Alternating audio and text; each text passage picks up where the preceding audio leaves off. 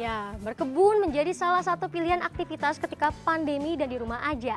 Salah satu bentuk dari berkebun atau urban farming, vertical garden atau yang biasa disebut dengan dinding hijau ataupun dinding hidup. Lalu pertanyaannya, apakah ini hanya menjadi tren semata atau sudah menjadi pola hidup kebutuhan masyarakat urban kini?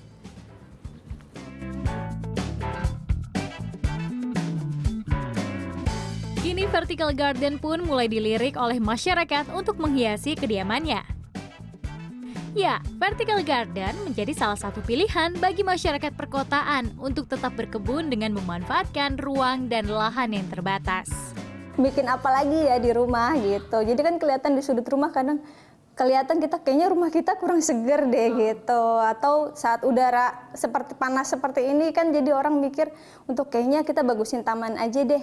Alokasi budget setiap orang itu bisa dialokasikan untuk menghias rumah, salah satunya dengan tanaman ini.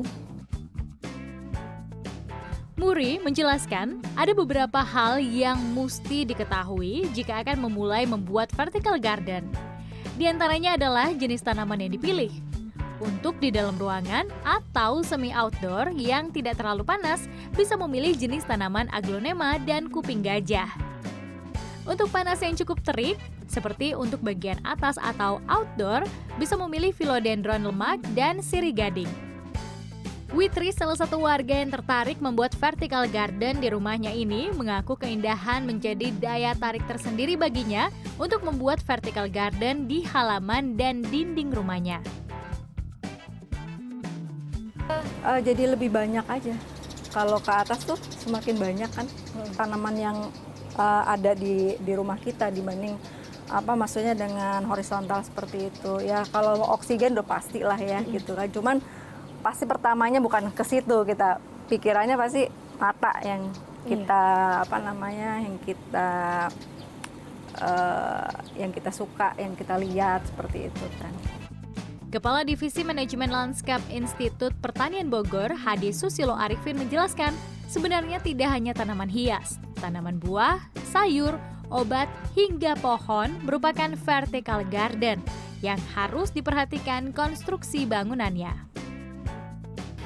Bisa tadi vertikultur ya dengan piping garden hanya dengan paralon yang seperti di belakang saya ini kan, ini paralon dibuat piramid gitu ya.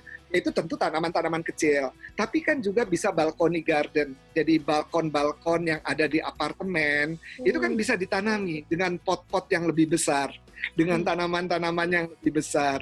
Kemudian hanging garden yang digantung-gantung. Itu juga tanamannya bisa variatif tergantung dari struktur civil engineering, kekuatan dari bangunan begitu. Mengenai tren atau pola hidup, Hadi Susilo dan Muri mengatakan vertical garden bisa jadi sebuah tren dan juga menjadi gaya hidup sekaligus. Banyaknya pilihan jenis vertical garden tentunya memudahkan masyarakat yang ingin melakukan urban farming. Sandra Insanasari, Kurnia Yuniarwan, Jakarta.